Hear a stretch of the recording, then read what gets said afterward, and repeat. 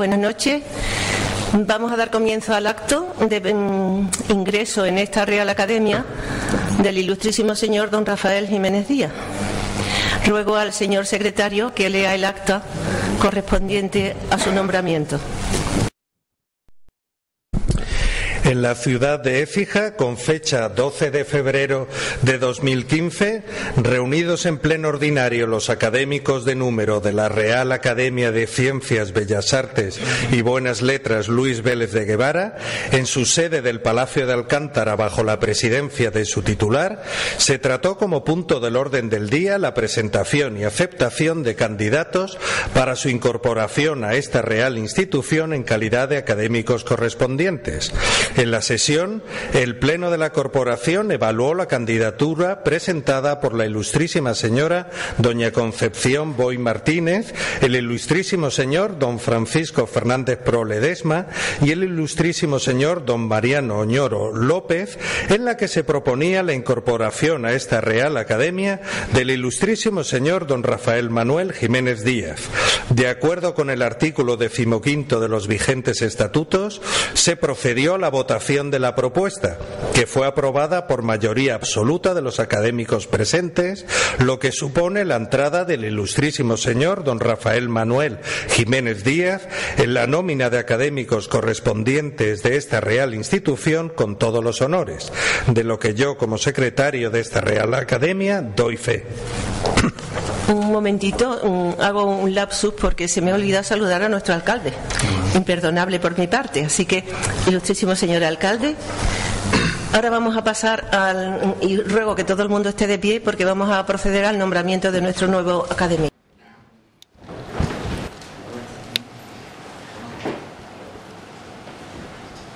¿Se ratifica nuestro ilustrísimo en el deseo de pertenecer a nuestra academia? Me ratifico.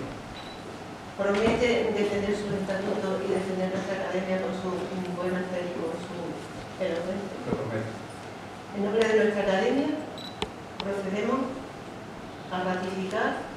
su nombramiento de académico correspondiente. Ya lo entregaremos nuestra medalla académica.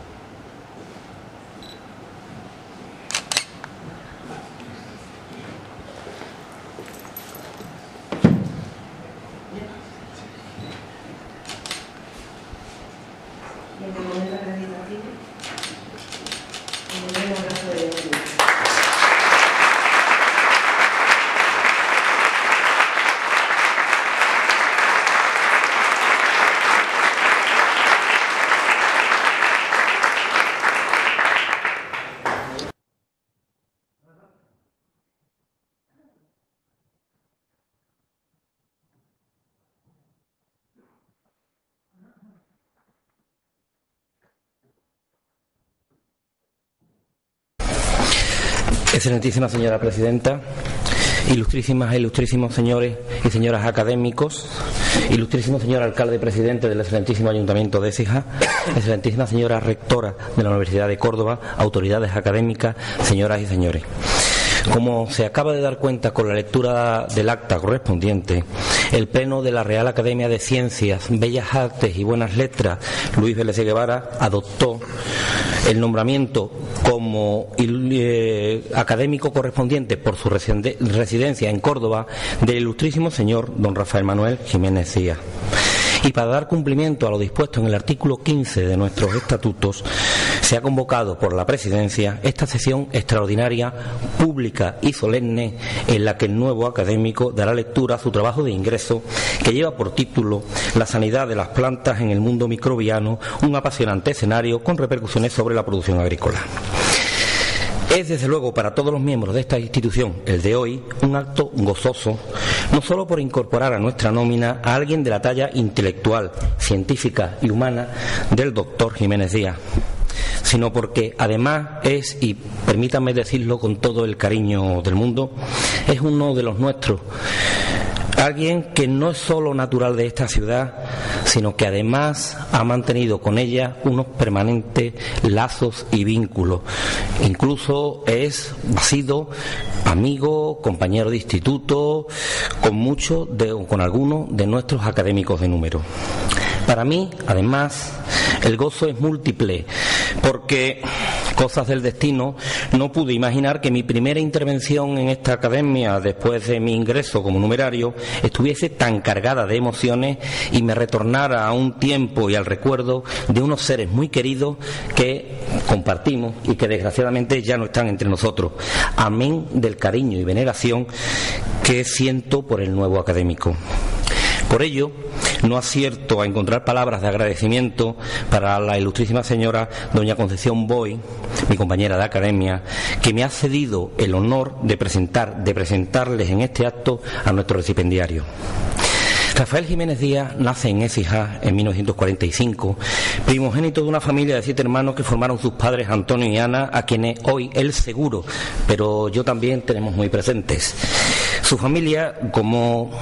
muchos écijanos de la época, tuvieron que emigrar, en su caso, a la capital de España, pero antes Rafael estudió el bachillerato en el Instituto Vélez de Guevara de esta ciudad, donde muchos de sus profesores recuerdan aún la razonada madurez intelectual de aquel joven estudiante que al finalizar los estudios en el centro pasó al Instituto Laboral Superior Luis Barahona de Archidona. Cursó la carrera de Ingeniero Agrónomo Superior en la Universidad Politécnica de Madrid, al finalizar los cuales se traslada, becado a Estados Unidos por el programa BIR-INIA, al Departamento de Patología Vegetal de la Universidad de Cornell. En 1976, también en la Politécnica de Madrid, obtiene el grado de doctor. En el 83 vuelve a la Universidad de Cornell, en este caso como profesor visitante, becado por la Fundación Fulbright, y en 2004, becado por la Consejería de Educación y Ciencia de nuestra Junta de Andalucía, es profesor visitante en el Departamento de Patología Vegetal de la Universidad del Estado de Pensilvania.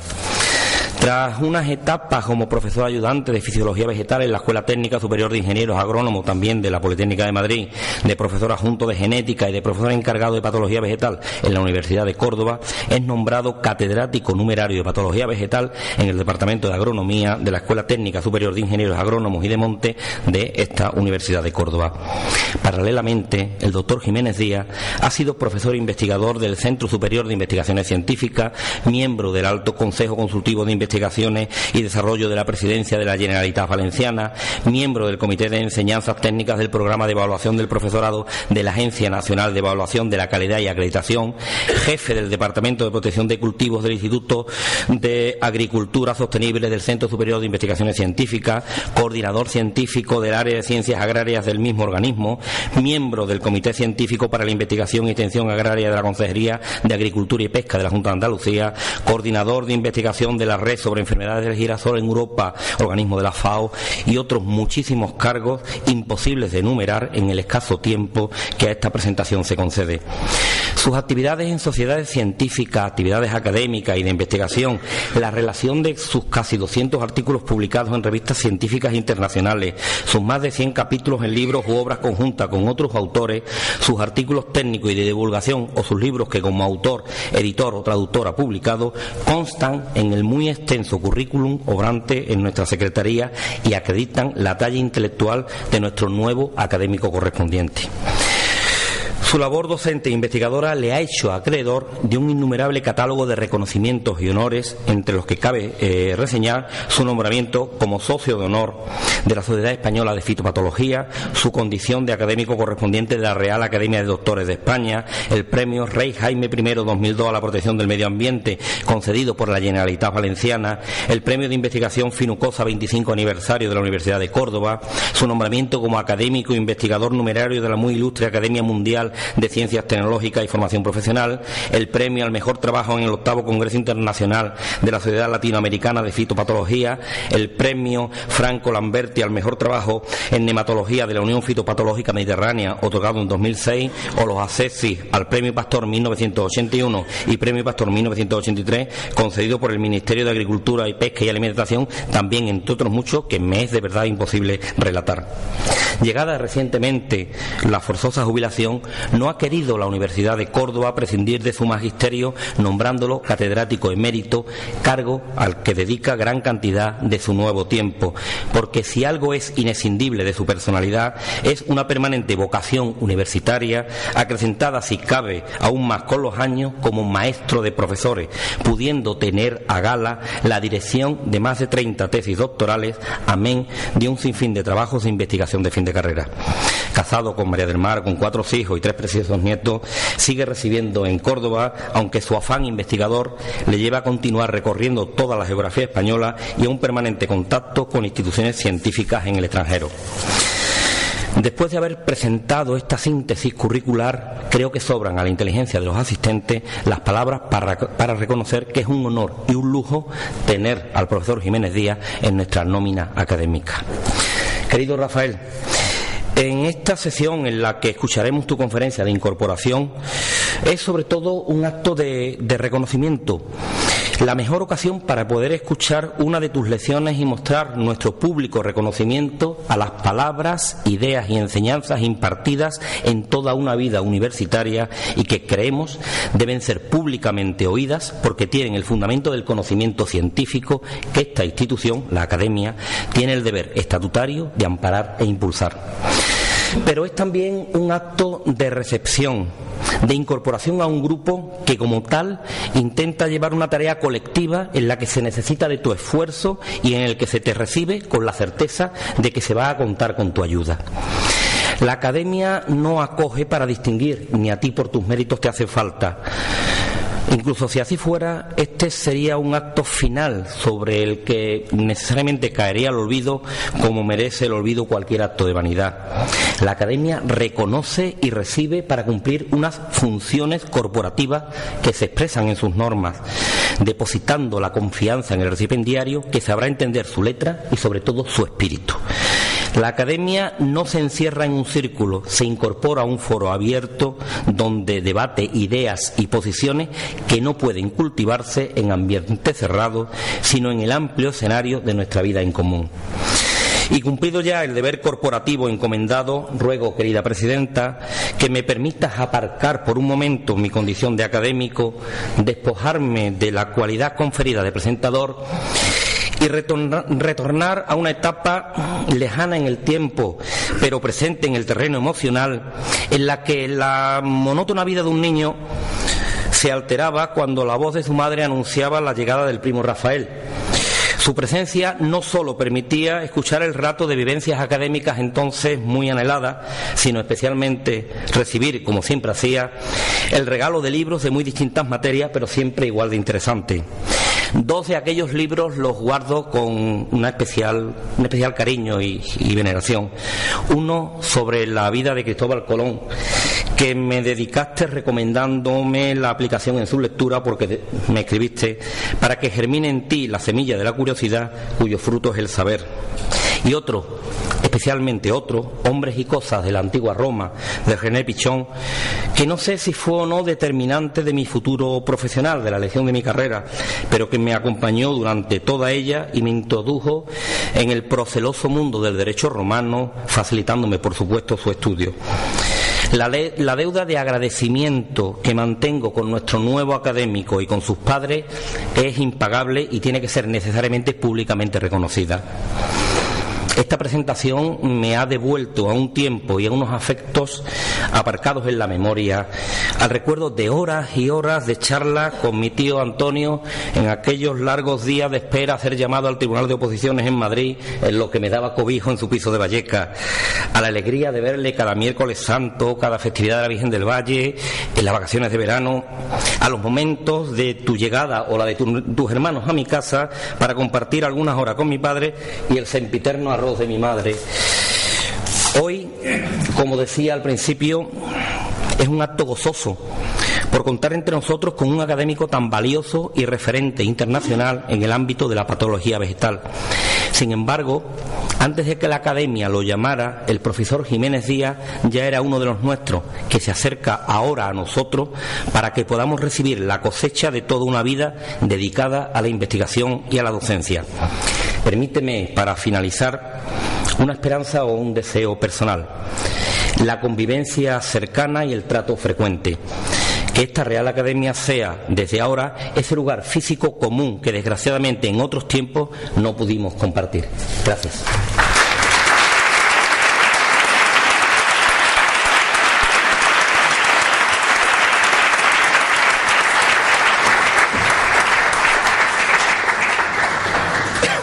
Tiene la palabra el ilustrísimo señor don Rafael Jiménez Díaz.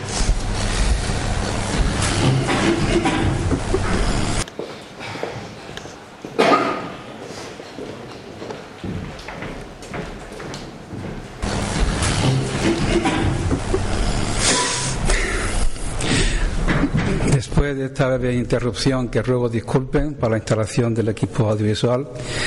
paso a presentarles mi discurso. Excelentísima señora presidenta, ilustrísimo señor alcalde de Écija, excelentísima señora vicerrectora de investigación de la Universidad de Córdoba, ilustrísimo señor presidente del Parque Universitario Rabanales,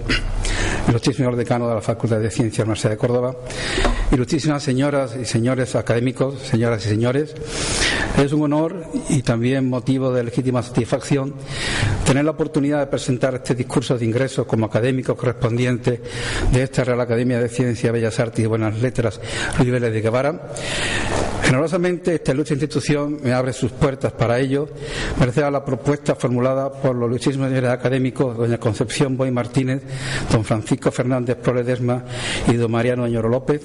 que han debido ver en mi historial académico méritos para alcanzar tan honroso título que escapan a mi valoración. Deseo expresar mi profundo agradecimiento a los ilustrísimos señores académicos que propusieron mi candidatura, así como a aquellos que con su voto unánimemente la apoyaron en el proceso de elección. Y en particular se manifestar mi profundo reconocimiento al ilustrísimo señor Miguel Aguilar Jiménez por la sentida presentación que ha hecho de mis méritos. La elección del tema para mi discurso de ingreso como académico correspondiente no ha sido tarea fácil y soy consciente del riesgo que asumo al centrarlo sobre la relación entre la sanidad de las plantas y la producción agrícola, porque al referirse a un campo tan específico del conocimiento puede quedar distante del de personas presentes en este acto que son expertas en otros campos del saber. Durante mi vida profesional, la sanidad de los cultivos ha sido mi pasión y mis principales objetivos han sido comprender cómo y por qué se desarrollan enfermedades en las plantas y de qué manera pueden ser controladas para reducir el perjuicio que ocasionan a la producción de alimentos de origen vegetal. Descubrir que microorganismos similares a los que causan enfermedades a personas y animales también pueden ocasionarlas en plantas marcó mi curiosidad por la ciencia desde los inicios de mi educación en el Instituto Luis Vélez de Guevara de Écija y guió mis pasos primero hacia la ingeniería agronómica cuando supe que el estudio de dichas enfermedades era materia de esta titulación superior y más tarde hacia el Departamento de Patología Vegetal de la Universidad de Cornell en el estado de Nueva York, donde pude profundizar en mi formación especializada. Esta pasión por la sanidad vegetal y los conocimientos y experiencias que adquirí durante mi formación es la que me he esforzado en transmitir a los que un día fueron mis discípulos y hoy son destacados profesionales, compañeros en la investigación fitopatológica y amigos entrañables. También ellos son acreedores de mi agradecimiento porque soportándome y compartiendo mi entusiasmo por la sanidad vegetal han hecho posible el avance sobre ella en España y a nivel internacional. Finalmente, quiero hacer patente las gracias emocionadas a mi familia y especialmente a mi esposa María del Mar, anegada compañera durante tantos años de duro trabajo y prolongadas ausencias, sin cuyo incondicional apoyo y generosa ayuda, nada de lo que he hecho durante mi trayectoria académica habría sido posible. Mi discurso versará, pues, sobre las apasionantes relaciones entre los cultivos de plantas y el mundo microbiano y sus repercusiones sobre la producción agrícola y la economía de los agricultores. Como otros seres vivos, las plantas son afectadas por enfermedades perjudiciales para su buen funcionamiento fisiológico, que son resultado de complejas interacciones con un agente causal primario, generalmente microbiano e infeccioso, el patógeno, y que transcurren moduladas por los componentes del medio ambiente en el que tienen lugar, entre los que son de destacar los vectores que determinan su diseminación y transmisión. La diversa naturaleza de los agentes causales, que comprende entidades moleculares como virus y viroides, microorganismos como bacterias bacterias, protozoos, hongos, omicetos y nematodos, e incluso plantas parásitas superiores, junto con la complejidad y diversidad de los procesos bioquímicos, fisiológicos, genéticos y moleculares que tienen lugar en las interacciones, han sido estímulos poderosos para los estudiosos de la naturaleza del parasitismo. Sin embargo, la repercusión de las enfermedades de las plantas sobre la producción agroalimentaria trasciende dicho interés porque tienen el potencial de limitar significativamente el rendimiento alcanzable de los cultivos. La limitación del rendimiento que ocasionan las enfermedades de los cultivos es consecuencia del mal funcionamiento de los procesos fisiológicos que determinan el crecimiento vegetal, del cual son ejemplo la reducción de la absorción de agua y nutrientes minerales por las raíces, que ocasionan la necrosis y productos radicales, de la translocación del agua y nutrientes en el xilema originada por la verticilosis y fosforilaciones vasculares, de la actividad meristemática que causa el desarrollo de chancros de troncos y tumores radicales, de la interceptación y absorción de radiación solar por tejidos fotosintéticos debido a la antracnosis, mildios, oídios y rollas, y de la eficiencia fotosintética y redistribución de asimilados asociada a la virosis y fitoplasmosis. Por ello, las enfermedades son el objeto de estudio de una disciplina agronómica, la fitopatología, una ciencia integradora y aplicada que trata de su naturaleza, causa y control, que es a la sanidad vegetal lo que la medicina veterinaria es a la sanidad animal. Y como tal, son metas de la fitopatología asegurar que las producciones agrícolas alcanzan el rendimiento que determina el contenido genético de las plantas en el marco de las limitaciones que imponen ambientes variables, contribuir a la sostenibilidad de los sistemas agrarios propiciando el uso eficiente del material vegetal, el agua, el suelo, los fertilizantes y la energía necesarios para la producción agrícola y asegurar la sanidad y salubridad del producto cosechado. La información más completa sobre las pérdidas de cosecha ocasionadas por las enfermedades ha sido proporcionada por los estudios de un grupo de científicos de la Universidad de Bonn que durante 3 bienios consecutivos estimaron las pérdidas globales debidas a las enfermedades y a otras incidencias perjudiciales en los 8 cultivos más relevantes para la alimentación en la industria, que en conjunto ocupan más de la mitad de la superficie cultivada en el mundo. Dichos estudios concluyeron que durante el periodo de 1988 a 2003 las enfermedades ocasionaron una pérdida global media anual del 13% de la cosecha alcanzable, a la que habríamos de sumar al menos 10% de pérdidas adicionales del producto cosechado durante el almacenamiento y transporte, y todo ello a pesar de que los cultivos del estudio se habían aplicado las prácticas de control recomendadas. Estimaciones más recientes son consistentes con las cifras anteriores porque indican que las pérdidas ocasionadas conjuntamente por epidemias de la necrosis y la panoja del arroz, el carbón del maíz, el milho de la patata, la roya de la soja y la roya negra del tallo del trigo durante la campaña 2009-2010 habrían sido suficientes para alimentar el 8,5% de los 7.000 millones de personas que habitaron nuestro planeta durante el año 2011. La incidencia de enfermedades también repercute negativamente sobre la producción agrícola española. Ejemplos seleccionados de enfermedades importantes en sectores agrícolas estratégicos de la economía española son la tristeza de los cítricos, el fuego bacteriano de manzana y peral y la verticilosis del olivo. La tristeza de los cítricos es causada por el virus CTV, que es transmitido por varias especies de pulgones. Probablemente este virus fue introducido en España en plantones de naranjo Nabel importados de California entre los años 1932 y 1935. Sin embargo, los primeros ataques de tristeza se registraron en el año 1957, tras los daños severos que ocasionó una helada el año anterior. Desde entonces, el virus se extendió rápidamente en plantaciones de naranjo dulce y mandarinos injertados sobre el patrón agrio en la Comunidad Valenciana, llegando a afectar hasta el 53% de las plantas del año 1998. La expansión de la tristeza promovió el desarrollo de un programa nacional de reconversión citrícola con variedades certificadas sobre patrones tolerantes, que ha sido considerado un modelo en la citricultura mundial y que ha dado lugar a la eliminación de cerca de 40 millones de árboles enfermos con un coste de erradicación, reposición y lucro cesante de más de 1.000 millones de euros. El fuego bacteriano de manzano y peral es causado por Erwinia amylobora, una bacteria de cuarentena en la Unión Europea que fue introducida en España en 1995 mediante plantas ornamentales procedentes de Francia importadas en el País Vasco,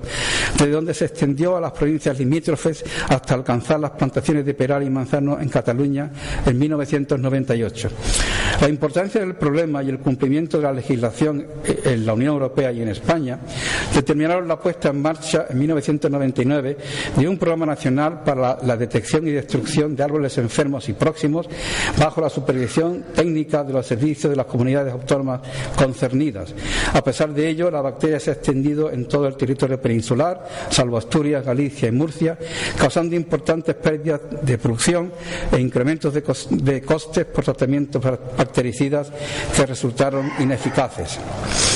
La verticerosis del olivo, causada por el hongo Verticillium daliae, fue diagnosticada por primera vez en España, cerca de Córdoba, en 1979. En el año 1983, la enfermedad se había establecido en las 3 provincias olivareras del Valle del Guadalquivir y en el año 2010 afectaba el 70% de un centenar de olivares infeccionados aleatoriamente en ellas. En la actualidad, la verticilosis se ha extendido a todas las provincias andaluzas y es considerada la enfermedad más amenazadora del olivo en España porque puede causar la muerte del árbol afectado y reducir hasta un 75% la cosecha de árboles afectados sobrevivientes.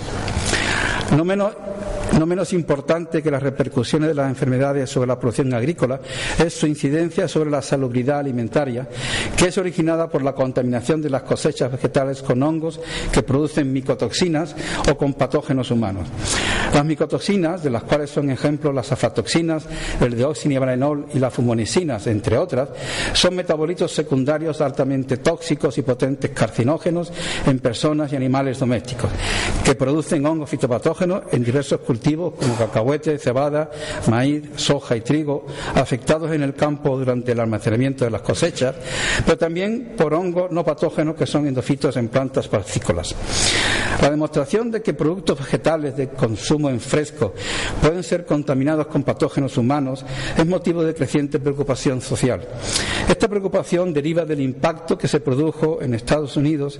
el año 2006 por una epidemia de trastornos abdominales, hemorragias, vómitos y síndrome ureico hemolítico asociados con el consumo de espinaca contaminada con una estirpe enterohemorrágica de Escherichia coli.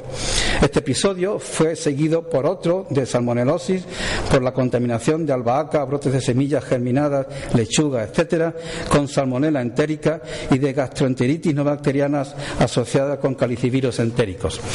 Ello ha animado a la Sociedad Norteamericana de Fitopatología a estimular la investigación fitopatológica en productos cosechados a fin de dilucidar si en las plantas se producen interacciones entre patógenos vegetales y patógenos humanos y, en su caso, los mecanismos que subyacen en ellas. Los hechos que he descrito hasta ahora están relacionados con importantes cambios que están teniendo lugar en los escenarios que conciernen a la sanidad vegetal, que repercuten de manera determinante sobre las estrategias y medidas para el control de las enfermedades y la protección de las producciones agrícolas. Ejemplos de tales cambios son la emergencia de nuevas enfermedades y la reemergencia de otras asociadas con las innovaciones en las tecnologías de producción agrícola y con los impactos de las variaciones medioambientales, entre otros factores. Enfermedades emergentes son aquellas cuya incidencia y severidad han aumentado recientemente, a menudo asociadas con patógenos que infectan nuevos cultivos, mientras que las reemergentes son enfermedades causadas por patógenos ya conocidos y eficientemente controlados, en las que la incidencia de factores recientes han determinado que causen de nuevo epidemias devastadoras y de impacto social. Ejemplos recientes de enfermedades emergentes o reemergentes a nivel mundial son la muerte súbita de robles y encinas, el chancro resinoso del pino, la muerte súbita del olivo, el Juan Glombín de los cítricos, la roya negra del tallo del trigo, la necrosis de las espigas de cebada y trigo y el milio de la patata y tomate. La relevancia de la emergencia de enfermedades, junto con la de micotoxicosis y de los novedosos brotes epidémicos de patógenos humanos que he mencionado anteriormente, han dado lugar a que sean recogidos por el programa PROMED-MAIL, acrónimo de Programa de Monitorización de Enfermedades Emergentes, que opera como programa oficial de la Sociedad Internacional de Enfermedades Infecciosas. Mediante el programa PROMED-MAIL se difunden electrónicamente a centenares de miles de suscriptores en centenares de países las alarmas de brotes de enfermedades infecciosas y exposiciones agudas a toxinas en personas, animales y plantas cultivadas, previa a su supervisión y validación por un panel de expertos. Un análisis reciente de más de 30.000 alertas PROMED-MAIL, el periodo de 1995 a 2010, ha revelado un incremento en la prevalencia de alertas por hongos infecciosos en plantas y animales. Y un metaanálisis de los factores que determinan la emergencia y reemergencia de enfermedades,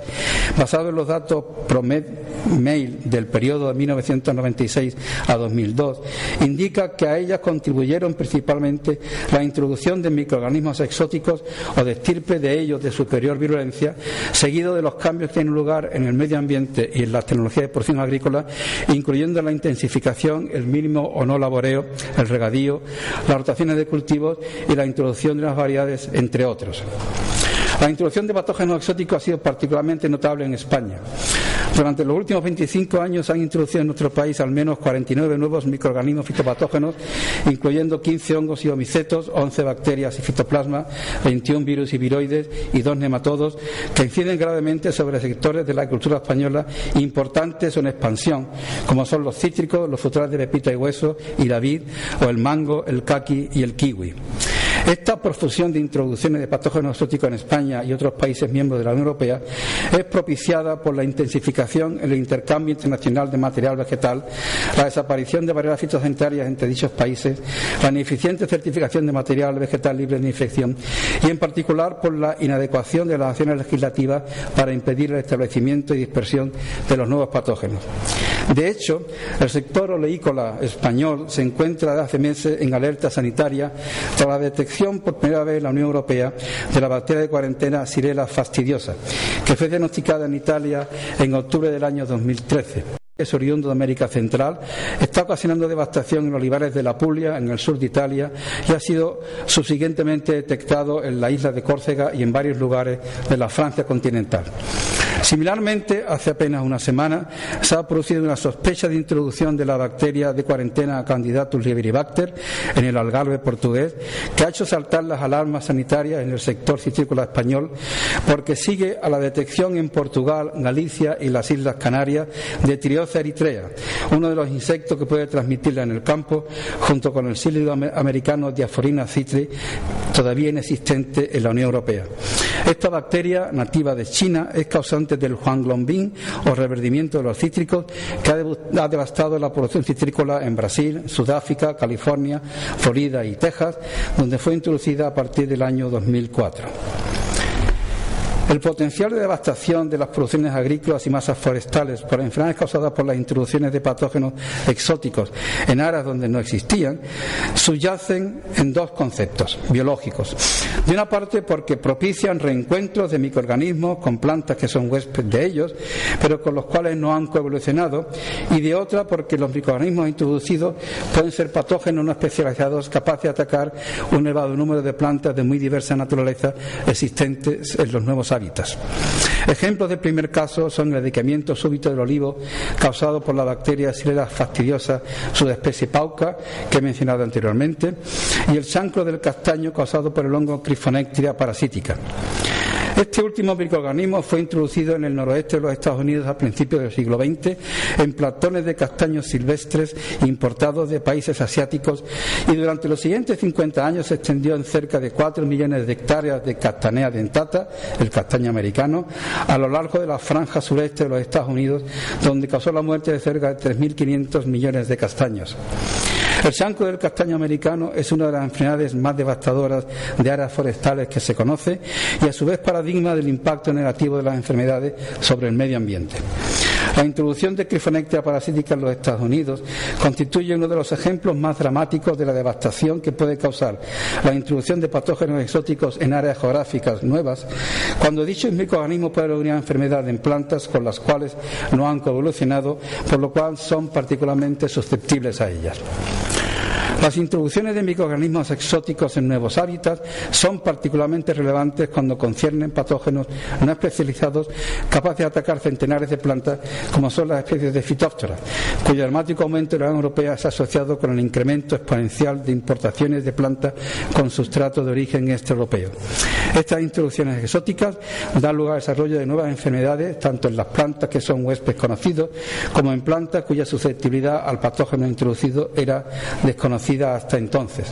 La magnitud de los impactos negativos de los patógenos exóticos sobre la sanidad de las producciones agroforestales que he puesto de manifiesto justifica suficientemente la necesidad de analizar de forma rigurosa las acciones que pueden evitar las introducciones de ellos, incluyendo la práctica de cuarentenas y la actuación de servicios eficientes de inspección y certificación fitosanitarias. Ejemplo de ello es la declaración adoptada por patógenos forestales representantes de 17 países con ocasión de un congreso de la Unión Internacional de Organizaciones de Investigación Forestal en mayo del año 2011, en la cual se denuncia el incremento sin precedentes en el número de patógenos y fitófagos exóticos emergentes en los sistemas forestales, propiciado por el intercambio internacional de material vegetal, y se propone la supresión de importaciones de plantas y productos vegetales cualificados de alto riesgo para los ecosistemas forestales y de escaso beneficio económico general. Justo un año después de esta declaración se produjo un shock en los ámbitos forestales del Reino Unido por la devastación de bosques de fresno ocasionada por un hongo introducido de Centro Europa. El impacto negativo de las enfermedades sobre la producción agrícola también puede ser auspiciado por las innovaciones de las tecnologías agrarias que, si bien han dado lugar a avances sin precedentes en los rendimientos, también tienen el potencial de incrementar la vulnerabilidad de los cultivos y propiciar la reemergencia de enfermedades que habían sido controladas de forma eficiente.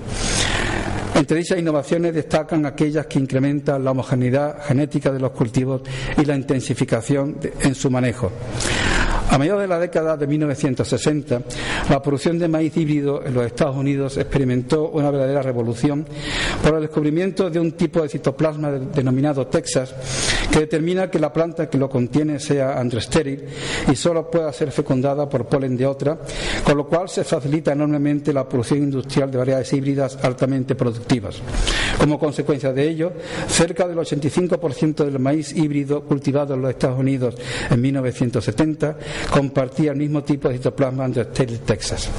Ese mismo año, una enfermedad denominada necrosis de la hoja asoló los cultivos de maíz híbrido en amplias zonas del centro y sur del país, causando pérdidas medias superiores al 50% de la cosecha alcanzable, valoradas en más de $1.000 millones. El responsable de un desastre de tal magnitud fue una estirpe del hongo Mythosporium maidis, denominada raza T, específicamente adaptada para causar la enfermedad severa en plantas con el citoplasma androestéril Texas. La investigación fitopatológica demostró que la raza T ya existía con anterioridad en las zonas de cultivo afectadas, pero hasta entonces había originado enfermedades de escasa importancia porque las variedades que se habían utilizado en ellas tenían citoplasma normal, no androestéril. Irónicamente, una indudable mejora tecnológica que auspició la utilización del vigor híbrido en maíz promovió la homogeneidad genética de los cultivos y el desarrollo de epidemias severas en ellos gracias al desarrollo de una estirpe del patógeno mejor adaptada sobre el genotipo vegetal predominante. La devastación causada por la raza T de Mythosporium maidis determinó un intenso debate sobre la vulnerabilidad estratégica del cultivo del maíz en la Academia Nacional de Ciencias norteamericana, cuyas recomendaciones para diversificar las fuentes de citoplasma androestéril fueron acertadamente asumidas por la Administración y la industria en un ejemplo envidiable de crédito social a la investigación y a la ciencia agronómica. La fragilidad de la producción agrícola frente a la variación genética de los microorganismos patógenos conferida por la homogeneidad genética de los cultivos se ha vuelto a poner de manifiesto 30 años después en un ejemplo más de que la tozuda naturaleza responde a los cambios que determinan las innovaciones tecnológicas cuando éstas influyen sobre las interacciones entre las plantas y sus patógenos. En 1988, una amplia extensión de cultivos de trigo en Uganda, portadores de los mismos genes de resistencia, fue devastada por las rollas negras del tallo debido a la aparición de una nueva raza del hongo causal denominada raza UG99, que es capaz de atacar el 90% de todas las variedades de trigo cultivadas en el mundo y es considerada una de las mayores amenazas para la producción de trigo y el aseguramiento de la provisión de alimentos de este origen en la actualidad. Además, tras su primera detección, se han identificado hasta 7 variantes en un único linaje germinal que difieren en virulencia sobre los genes de resistencia utilizados en la mejora de trigo resistente, cuya dispersión por el aire ha propiciado que se extiendan desde Uganda a países limítrofes en el este de África y más allá. Como decía antes, la intensificación en el manejo de los cultivos para mejora de los rendimientos también pueden repercutir negativamente sobre la producción agrícola porque tienen el potencial de incrementar la vulnerabilidad de ella a las enfermedades. Ejemplo de ello es la reemergencia de la necrosis de la espiga de la cebada y el trigo, causada por el hongo Fusarium graminearum, que durante el periodo de 1991 a 1995 asoló extensas zonas de cultivo de primavera en las franjas cerealistas de los Estados Unidos. En 1993, los ataques de esta enfermedad originaron pérdida de cosecha del 45%, valorada en más de $1.000 millones, en una extensión de 4 millones de hectáreas distribuidas en 4 estados de la Unión. La extrema severidad de dichos ataques fue auspiciada por la acumulación sobre el suelo de abundantes restos de cultivos afectados anteriores que contenían gran cantidad de inóculos del hongo patógeno y fue consecuencia del monocultivo y las prácticas de no laboreo. Desafortunadamente, esta acumulación de inóculos coincidió con la prevalencia de un ambiente excepcionalmente húmedo durante los meses de junio y julio,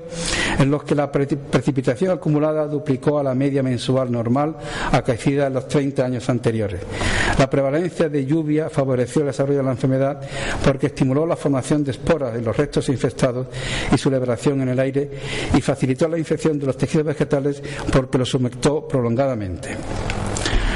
La extensión de la verticilosis del olivo en Andalucía es otro ejemplo de reemergencias de enfermedades propiciadas por las innovaciones tecnológicas en la agricultura. Los cambios que se han producido para modernizar la producción oleícola, que han incluido fundamentalmente la extensión e intensificación de plantaciones de alta densidad basadas en las variedades susceptibles de arbequina y picual, el establecimiento de una industria de propagación viverista de olivo sin la adecuada certificación sanitaria y la extensión del regadío, han coincidido con el incremento en la extensión y severidad de los ataques de verticilosis, una enfermedad en la que Verticillium dalie, el hongo causal, crece localizado en el xilema de la planta, donde produce metabolitos que interfieren con la translocación del agua a lo largo del tallo. Y en particular han propiciado la distribución extensa de una nueva estirpe de este hongo altamente virulenta y letal en olivo, y denominada defoliante porque origina la defoliación intensa de la planta, que ha desplazado la estirpe no defoliante del patógeno que predominaba anteriormente. Esta nueva estirpe defoliante, que fue detectada por vez primera en 1983, infectando algunos cultivos de algodón al sur de la provincia de Sevilla, se ha extendido en toda Andalucía y es actualmente la predominante en las 3 principales provincias olivareras. La extensa distribución de la nueva estirpe defoliante en olivares andaluces ha sido facilitada por la contaminación del agua de riego procedente de pozos, ríos y estaciones de bombeo de las comunidades de regantes, y en particular por el uso de plantones de olivo no certificados sanitariamente e infectados por el hongo. Inspecciones fitosanitarias oficiales de viveros registrados de olivo realizadas en los años 2006 y 2007, utilizando un protocolo de análisis del ADN de Verticillium dalie en los tejidos muestreados, indicaron que el 15% de 714 viveros inspeccionados contenían plantones aparentemente sanos e infectados por el hongo patógeno. La significación de estos datos es considerable si se extrapolan al estado sanitario que puede prevalecer en los numerosos viveros de olivo no registrados que todavía existen en Andalucía. Sin duda, estos resultados están relacionados con la regulación de los requisitos de calidad de la producción en los viveros registrados de olivo, que comprenden la ausencia de síntomas visibles en la planta requerida por las normas de Conformitas Agraria Comunitatis obligatoria de la Unión Europea, pero no su verdadera certificación sanitaria analítica. La amplia distribución y prevalencia de la estirpe defoliante Verticillium dalie en Andalucía dificulta sobremanera el control de la verticidad del olivo, porque su mayor virulencia supera la resistencia de algunas variedades a la estirpe no defoliante del hongo que existía anteriormente, es capaz de causar enfermedad severa con menor contenido del hongo en el suelo y se dispersa con mayor facilidad en las zonas de cultivo. De hecho, estas repercusiones, junto con la propia naturaleza de la enfermedad, hacen el control eficiente de la verticidad del olivo debe abordarse mediante una estrategia de gestión integrada que ha de estar basada en el uso de patrones resistentes en el caso de que la producción olivarera continúe asentada sobre las actuales variedades de interés comercial pero susceptibles de verticilosis, como son arbequina y picual, o el desarrollo de nuevas variedades resistentes que además satisfagan los requisitos de rendimiento y calidad de aceite que reclama el mercado, sobre las cuales están produciendo avances la Universidad de Córdoba y centros públicos de investigación. La magnitud de las pérdidas globales de cosechas que he referido anteriormente han generado inquietud y ha atraído la atención de estudiosos de la seguridad alimentaria para la población. Un análisis del Instituto de Investigación sobre Política Alimentaria Internacional de Washington sobre las perspectivas globales de disponibilidad de alimentos en el siglo XXI estimó que el aumento y la reestructuración de la población mundial determinarían un incremento del 40% en la demanda global de cereales, raíces y tubérculos el año 2020 respecto de la producida el año 1993, así como que el aumento de la superficie cultivada contribuiría menos del 20% al incremento de producción necesario para satisfacer dicha demanda. Análisis más reciente, basado en el incremento de la población mundial, proyecta la necesidad de duplicar la producción global de alimentos para el año 2050. De acuerdo con los autores de dicho estudio, el aumento de la demanda agroalimentaria global ha de ser satisfecho mediante incremento de los rendimientos agrícolas a través de mejoras en el material vegetal y las tecnologías de producción, así como mediante la protección de los incrementos alcanzados contra la incidencia de enfermedades y otros eventos reductores del rendimiento. Esto constituye un desafío notable para la fitopatología, porque dicha protección ha de llevarse a cabo satisfaciendo la reclamación social de salubridad alimentaria, de mantenimiento de la viabilidad económica de las producciones agrarias y de preservación del medio ambiente, que ha dado lugar en la Unión Europea a legislación por la que se establece la gestión integrada como estrategia fundamental para promover la sanidad de los cultivos y se fomenta el uso de medios no químicos para ello. Superar dicho desafío requiere el desarrollo de innovaciones y tecnologías para la protección de las producciones agrícolas que son posibles mediante la investigación científica, porque la ciencia siempre acude a la llamada cuando los problemas acucian a las sociedades.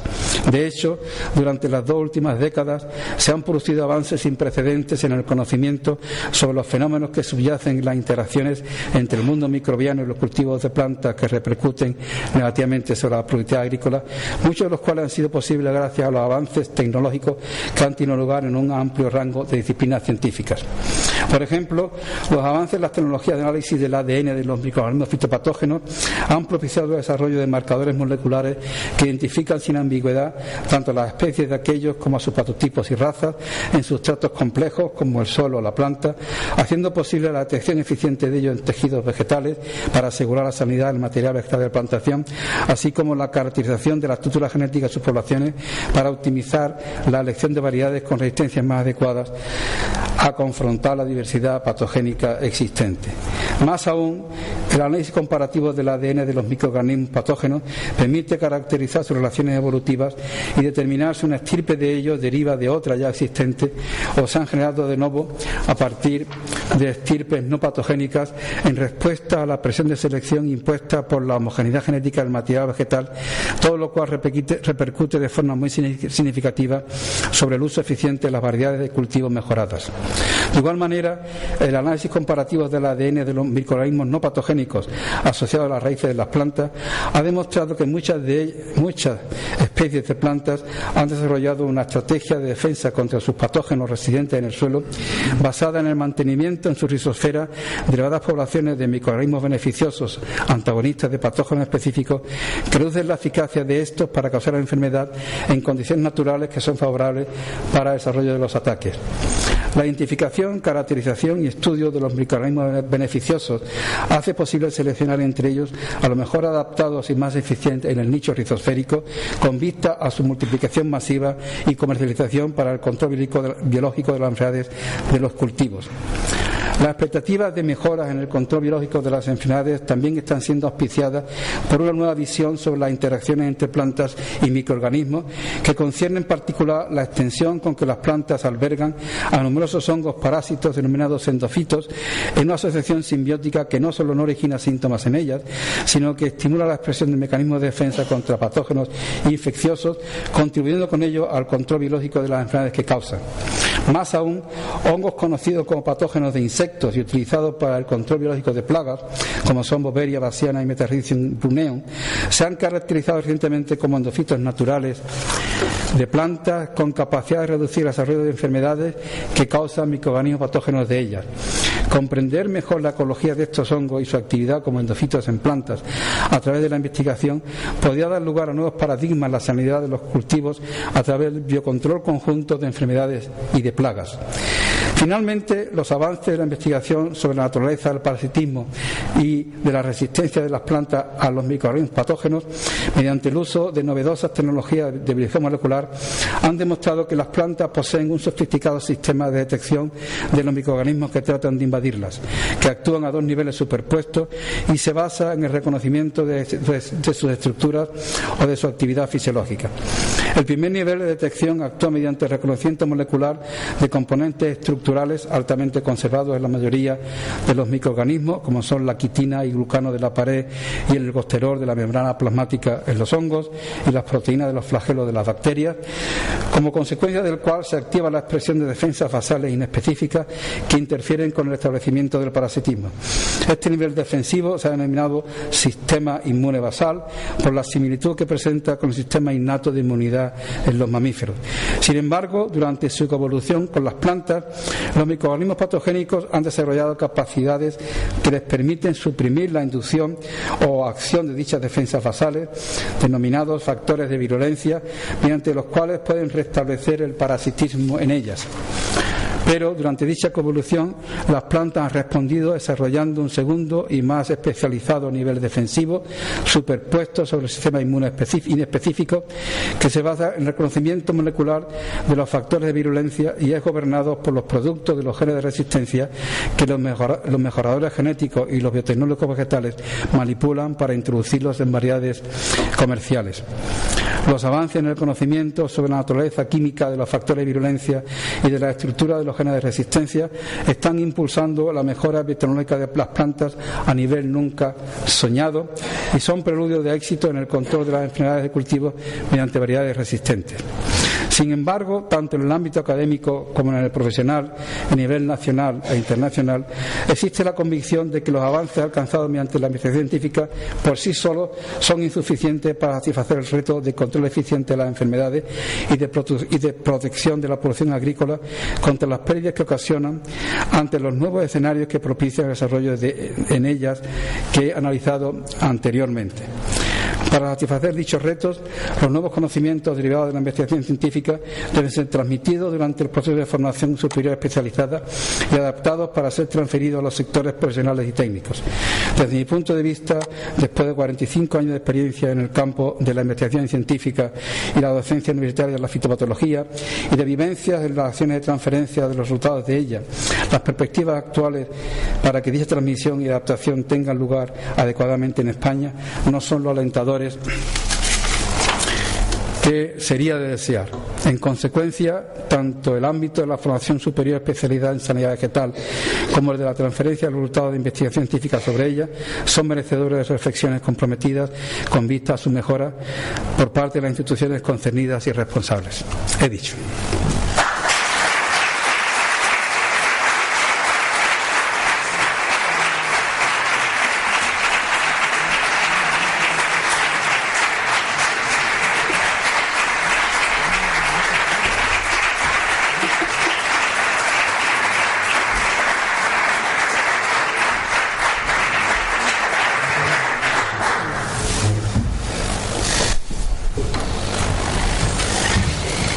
Bueno, no nos queda más que darle la enhorabuena a nuestro nuevo académico correspondiente por su entrada en esta academia, felicitarle por su conferencia y se levanta la sesión. Buenas noches.